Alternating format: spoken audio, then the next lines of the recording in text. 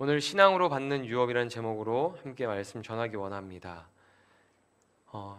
오늘 말씀을 읽어보면 여호수아가 나이가 많아 늙었습니다. 성경에서 여호수아가 나이가 많고 늙었다는 말을 중복적으로 사용하면서 더 이상 전쟁을 할 수 없는 여호와의 상태를 묘사하고 있습니다. 요즘 말로 말하면 뼈 때리는 말을 하고 있는 거죠. 여호수아가 나이가 많고 늙었다. 더 이상 그는 아무것도 할 수 없는 그런 노년의 시기에 이르렀다라는 말을 하고 있는 것이죠. 성경 자료를 살펴보면 모세가 죽고 가나안 땅에 들어갈 때 여호수아의 나이가 대략 94세에서 95세 정도 되었다고 추측하고 있습니다. 가나안 정복 전쟁을 7년 정도 했다면 그의 나이가 102세 되었을 때입니다. 그리고 여호수아는 110세 때 죽음을 맞이합니다. 요즘 시대는 죽는 것을 무서워하지 않습니다. 대신 늙는 것을 무서워합니다. TV에서도 나오잖아요. 늙는 것을 무서워하는 시대. 그래서 어떻게 해서든지 한국 사람들을 보면 젊게 살려고 하고 몸을 가꾸고 옷을 입습니다. 젊어 보이려고 합니다. 그래서 외국 사람들이 한국 사람들을 볼 때 나이를 듣게 되면 깜짝 놀랄 때가 많죠. 외모로 보여지는 나이와 실제 나이가 차이가 많기 때문이죠. 그게 요즘 한국 사회의 문화인 것 같아요. 어느 나이대가 넘어가면 죽음을 준비해야 합니다. 어떻게 노년을 살 것인가를 고민하고 죽음을 준비해야 합니다. 우리는 어떻게 노년을 보내고 죽음을 준비해야 할까요? 여호수아는 노년에 이렇게 고백했습니다. 여호수아 24장 15절 보면 여호수아는 이렇게 고백합니다. 오직 나와 내 집은 여호와를 섬기겠노라 하니. 노년에 그가 이뤘을 때 모든 사람들 앞에서, 이스라엘 백성들 앞에서 고백하는 게 무엇이냐면 오직 나와 내 집은 여호와를 섬기겠다는 고백입니다. 나는 그 길을 갈 건데 너희는 어떠한 길을 갈 거냐라고 질문을 던지는 것이죠. 여호수아는 노년에 죽을 때까지 오직 여호와를 섬기겠다고 믿음으로 결단했습니다. 이제는 이 믿음의 고백이 시대적으로 우리가 해야 하는 신앙 고백이 되었습니다. 우리가 준비해야 할 죽음은 이 땅에서 잘 먹고 잘 입고 잘 사는 그런 죽음이 아니라 삶의 호흡이 다하는 날까지 여호와 하나님만을 섬기는 신앙으로 살다가 가는 것입니다. 나이가 많아지고 늙으면 할 수 없는 게 존재합니다. 그러나 나이가 많아져도 할 수 있는 일이 존재하고 나이가 많아졌기 때문에 할 수 있는 일도 존재합니다. 갈렙은 85세가 되었을 때에도 이스라엘의 그 수많은 젊은 사람들보다 앞장서서 싸웠습니다. 가장 크고 견고한 성읍과 아낙 사람들에게 믿음으로 나아갔습니다. 젊은 사람들이 두려워하고 있을 때 갈렙만이 그 믿음을 가지고 전쟁에 나아가죠. 우리 육체는 시간이 지나면 늙고 힘이 없어지지만 믿음은 나이와 상관이 없습니다. 여호수아 14장 10절에서 12절 말씀을 보면 이런 기록이 있습니다. 갈렙이 이제 여호수아에게 하는 말이죠. 이제 보소서, 여호와께서 이 말씀을 모세에게 이르신 때로부터 이스라엘이 광야에서 방황한 이 45년 동안을 여호와께서 말씀하신 대로 나를 생존하게 하셨나이다. 오늘 내가 85세로 돼 모세가 나를 보내던 날과 같이 오늘도 내가 여전히 강건하니 내 힘이 그때나 지금이나 같아서 싸움에나 출입에 감당할 수 있으니 그날의 여호와께서 말씀하신 이 산지를 지금 내게 주소서. 당신도 그날에 들으셨거니와 그곳에는 아낙 사람이 있고 그 성읍들은 크고 견고할지라도 여호와께서 나와 함께 하시면 내가 여호와께서 말씀하신 대로 그들을 쫓아내리이다 하니. 아멘. 갈렙은 나이가 많지만 여전히 하나님을 신뢰하고 있습니다. 가나안 땅을 정탐할 때에도, 광야에서 방황하는 세월을 보낼 때에도, 그리고 85세가 되어서 나이가 많아 늙었을 때에도 하나님에 대한 믿음이 변함이 없습니다. 여전히 하나님이 함께 하시면 하나님 말씀대로 우리는 승리할 것이다 라는 그 믿음을 가지고 고백하고 전쟁에 나아갑니다. 하나님을 신뢰하는 믿음이 있으면 나이가 많아 늙어도 힘있게 살아갈 수가 있습니다. 사무엘은 노년에 민족을 위해서 기도하기를 쉬는 것을 하나님 앞에서 범죄하는 것으로 여기겠다고 결단합니다. 사무엘상 12장 23절을 보면 이렇게 고백합니다. 나는 너희를 위하여 기도하기를 쉬는 죄를 여호와 앞에 결단코 범하지 아니하고 선하고 의로운 길을 너희에게 가르칠 것인즉. 아멘. 나라와 민족을 위해서 기도하고 하나님을 두려워하는 그 두려움으로 섬기는 그 신앙을 가르치겠다고 고백합니다. 나이가 많아 늙었지만 아직 사무엘의 사명은 끝나지 않았습니다. 하나님이 그리스도 안에서 우리에게 베풀어 주신 그 은혜를 따라서 바울은 이렇게 고백합니다. 우리 중에 누구든지 자기를 위하여 사는 자가 없고 자기를 위하여 죽는 자도 없도다. 우리가 살아도 주를 위하여 살고 죽어도 주를 위하여 죽나니 그러므로 사나 죽으나 우리가 주의 것이로다. 아멘. 이 바울의 고백이 오늘날 우리의 고백과 동일한 고백이 되어야 하는 것이죠. 사명이 다하는 날까지, 눈 감는 그날까지 우리는 이 고백을 마음에 품고 살아가야 합니다. 여호수아처럼, 갈렙처럼, 사무엘처럼, 바울처럼 오직 살아도 주를 위해서 우리는 이 땅에서 믿음의 삶을 살아가야 합니다. 여호수아가 차지한 땅도 많았지만 아직 차지할 땅도 많이 남아 있었습니다. 7년 가까이 전쟁을 치렀기 때문에 이스라엘 백성들은 많이 지쳐 있었을 것입니다. 여호수아 13장 1절을 보면 이렇게 말하고 있죠. 여호수아가 나이가 많아 늙음에 여호와께서 그에게 이르시되 너는 나이가 많아 늙었고 얻을 땅이 매우 많이 남아 있도다. 여호수아가 나이는 많아 늙었는데 그에게 뭐라고 말씀하십니까? 얻을 땅이 아직도 매우 많이 남아 있다. 이렇게 말합니다. 얻을 땅이 아직도 많이 남아 있다는 것을 어떻게 해석하고 이해하시겠어요? 우리가 말할 때 아다르고 어다르다고 하잖아요. 우리가 말을 할 때 지혜롭게 말하는 것도 중요하지만 다른 사람이 말한 것들을 지혜롭게 이해하고 해석하는 것도 굉장히 중요합니다. 하나님이 아직 얻을 땅이 많이 남았다고 말씀하시는 것은 이스라엘을 향해서 너희가 아직 수고하고 고생해야 될 일이 많이 남았다라는 말을 하는 게 아닙니다. 지금 그 말을 하는 게 아니에요. 아직 하나님이 우리에게 주실 은혜가 많이 남아있다는 말을 하는 것입니다. 요단강을 건너서 가나안 땅에 들어오는 것부터 시작해서 그동안 얼마나 많은 은혜와 기적을 이스라엘 백성들이 경험했습니까? 가나안 땅에 건너와서 여리고성, 아이성, 그 다음 수많은 전쟁을 경험하면서 그들이 살아계신 하나님, 하나님의 능력, 정말 인간이 할 수 없는 기적 같은 일들을 얼마나 많이 경험했습니까? 하나님은 아직 이스라엘에게 주실 은혜가 많이 남아있다고 말씀하시는 것이죠. 신약에서 예수님이 제자들에게 이런 말씀을 하셨습니다. 너희는 마음에 근심하지 말라. 하나님을 믿으니 또 나를 믿으라. 내 아버지 집에 거할 곳이 많도다. 그렇지 않으면 너에게 일렀으리라.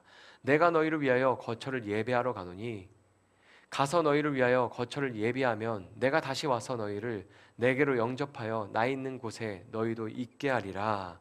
아멘.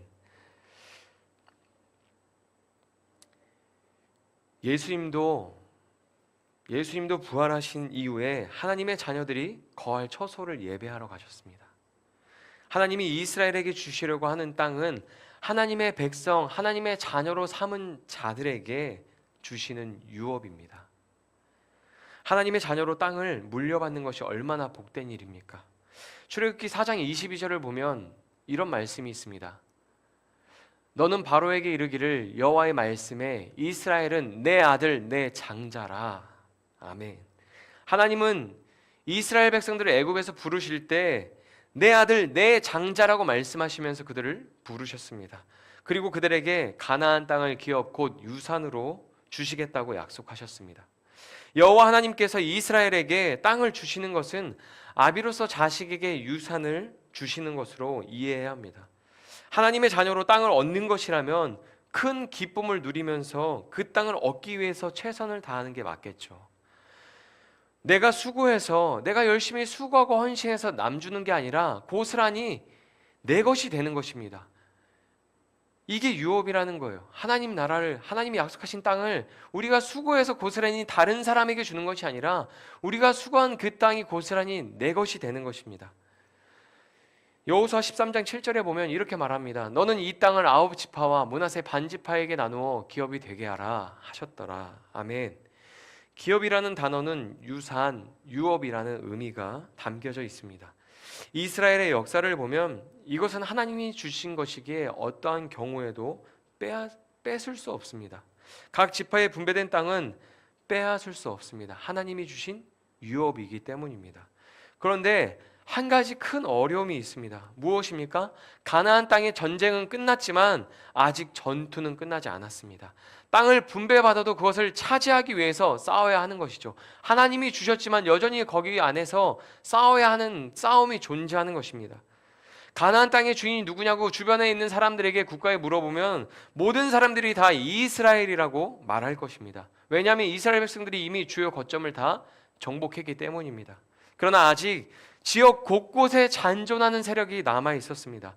그들을 싸워서 내쫓아야 했습니다.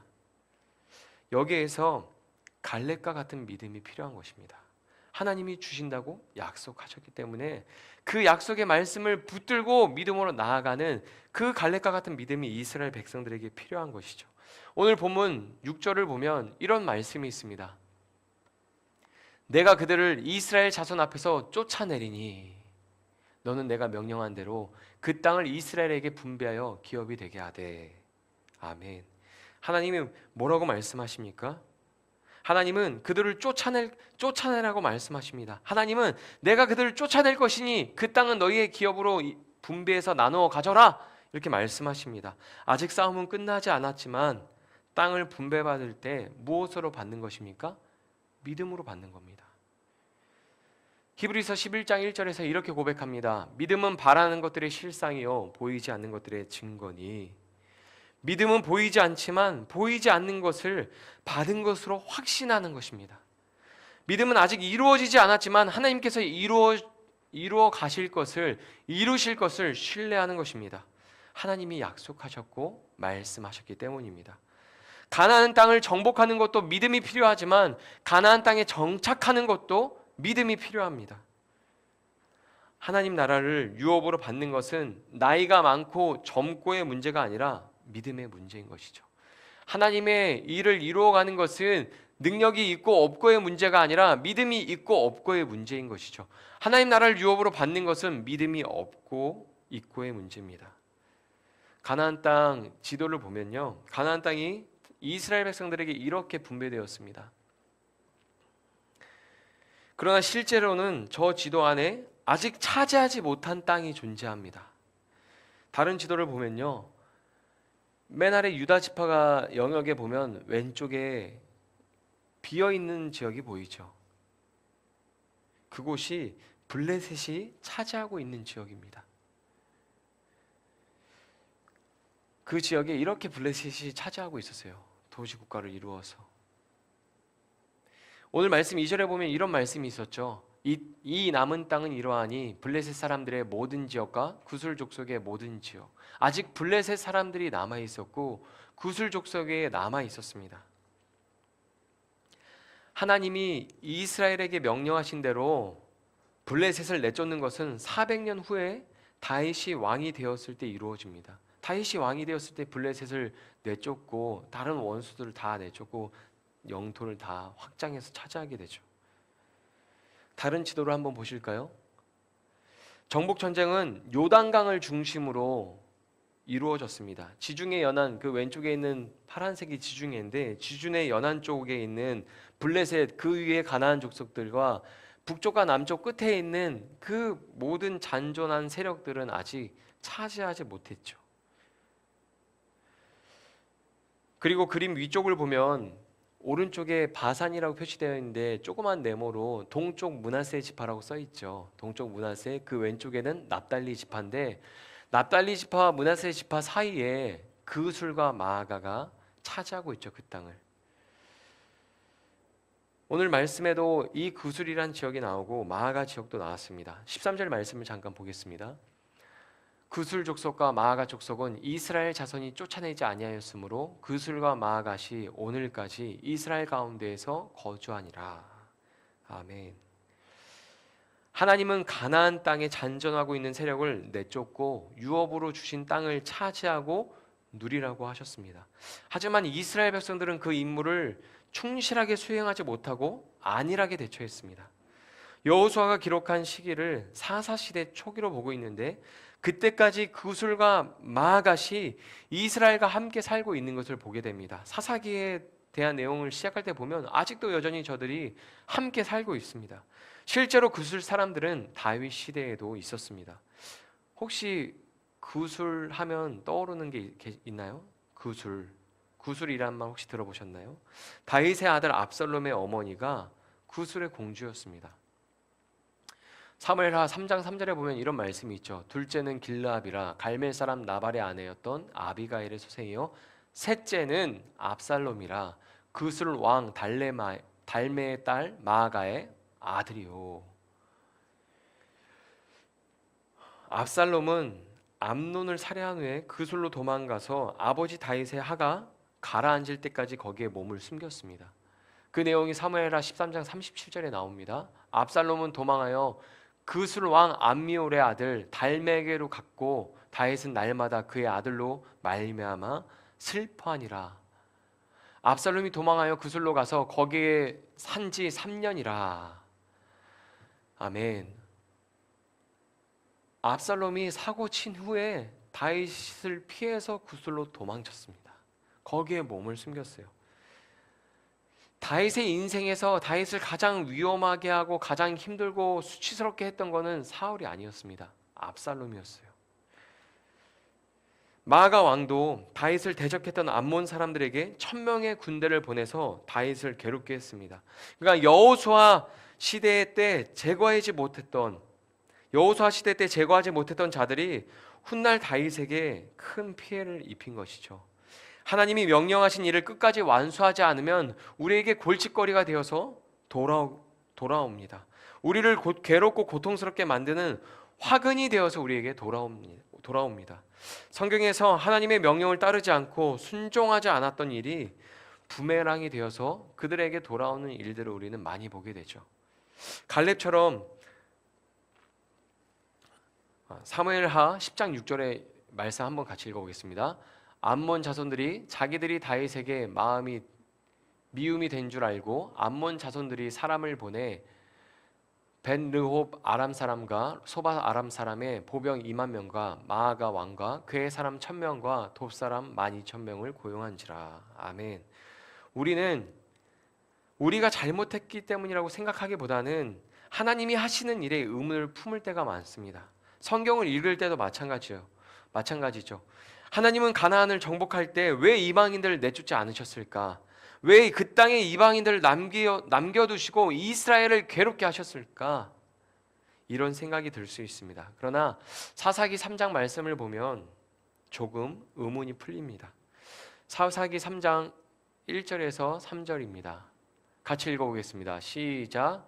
여호와께서 가나안의 모든 전쟁들을 알지 못한 이스라엘을 시험하려 하시며 이스라엘 자손의 세대 중에 아직 전쟁을 알지 못하는 자들에게 그것을 가르쳐 알게 하려 하사 남겨두신 이방 민족들은 블레셋의 5 군주들과 모든 가나안 족속과 시돈 족속과 바알 헤므론 산에서부터 하맛 입구까지 레바논 산에 거주하는 휘 족속이라. 아멘. 하나님께서 이방 민족들을 남겨두신 목적이 무엇입니까? 전쟁을 모르는 여호수아 이후의 세대에게 전쟁에서 싸우는 법을 가르쳐 주시기 위함이라고 말씀하고 있습니다. 이게 무슨 말일까요? 하나님을 섬기는 믿음으로 살도록 훈련하시기 위해서 남겨두셨다는 말입니다. 믿음이 없이는 아무것도 이루지 못하고 얻을 수 없기 때문이죠. 전쟁을 통해서 이스라엘 백성들이 무엇을 경험하고 깨달았습니까? 살아계신 하나님, 능력의 하나님, 그분이 우리와 함께 하시고 도우시면 우리는 어떠한 길을 가든지 평탄하고 형통할 수 있다. 우리가 자로나 우러나 치우치지 않고 하나님 말씀만 따르면 우리는 승리하고 평안을 얻을 수 있다라는 것을 깨닫게 되었죠. 전쟁을 통해서 그들이 얻은 것은 하나님에 대한 신앙이었습니다. 그 믿음으로 훈련하고 그 믿음으로 살게 하기 위해서 하나님께서 잔존 세력을 남기신 겁니다. 히브리서 11장 6절에 보면 이런 말씀이 있습니다. 믿음이 없이는 하나님을 기쁘시게 하지 못하나니 하나님께 나아가는 자는 반드시 그가 계신 것과 또한 그가 자기를 찾는 자들에게 상 주시는 이심을 믿어야 할지니라. 아멘. 이러한 내용을 구속사적인 관점으로 우리의 신앙에 적용됩니다. 예수 그리스도의 십자가 죽음과 부활로 우리는 승리를 얻었습니다. 누구든지 예수님을 믿으면 죄로부터 자유를 얻고 사망에서 생명으로 옮겨집니다. 마치 이스라엘 백성들이 애굽에서 가나안 땅으로 옮겨졌던 것처럼 사망에서 생명으로 옮겨지고 사망의 권세 아래서 하나님의 통치 아래로 옮겨지게 됩니다. 그러나 여전히 그리스도 안에서 자녀된 자들에게는 싸움이 남아 있습니다. 우리에게 싸움이 남아 있죠.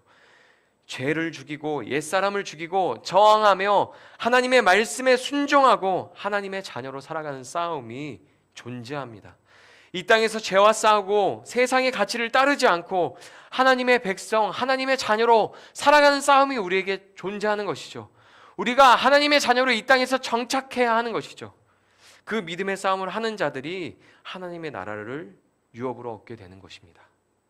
이 싸움은 다윗이 왕이 된 후에 블레셋과 모든 원수를 물리쳤던 것처럼 예수님이 다시 오실 때 끝나게 될 것입니다. 그래서 우리는 이 땅에서 예수님의 오심을 소망하며 사는 것이죠.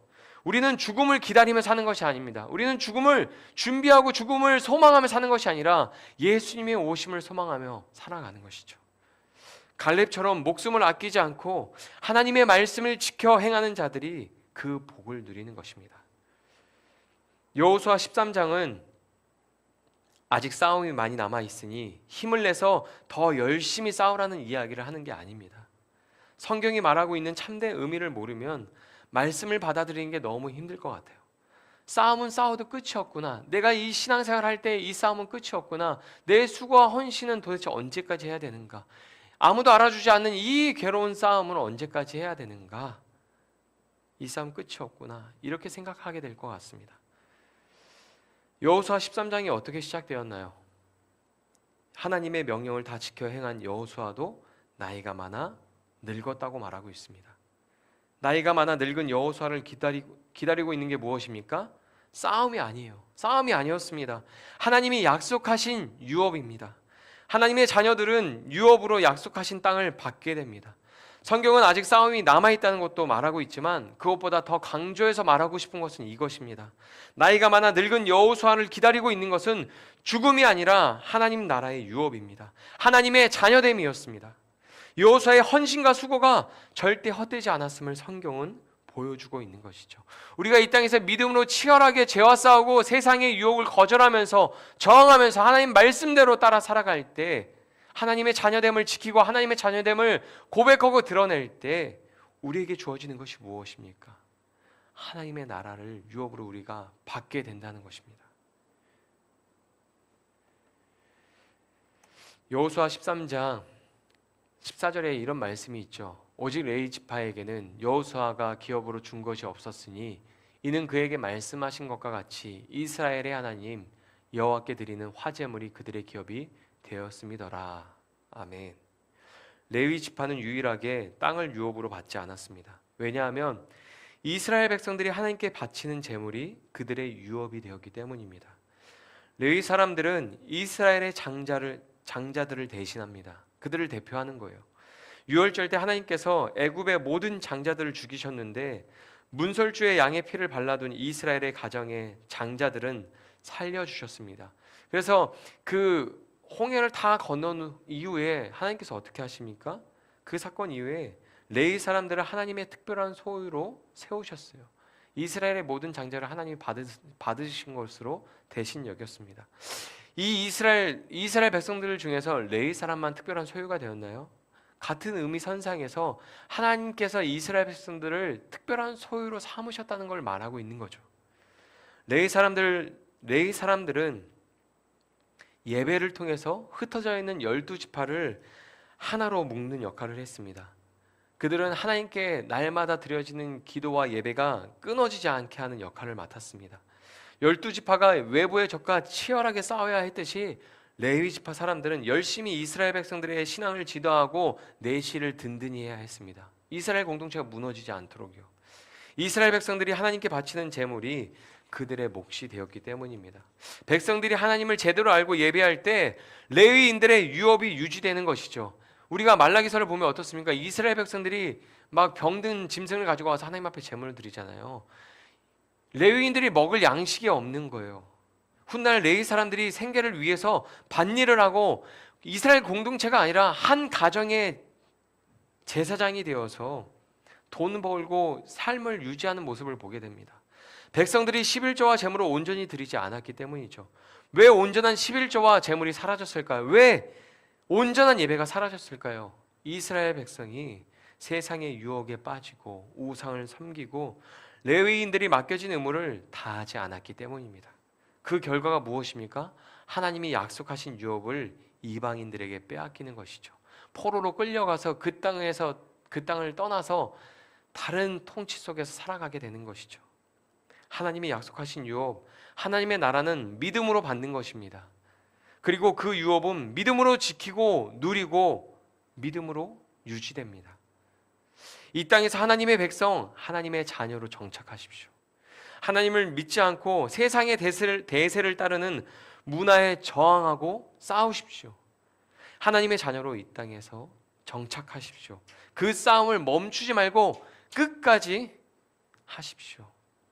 하나님이 우리에게 약속하신 유업을 믿음으로 바라보시고 갈렙처럼 여호수아처럼 끝까지 믿음의 삶을 살아가시기를 축복합니다.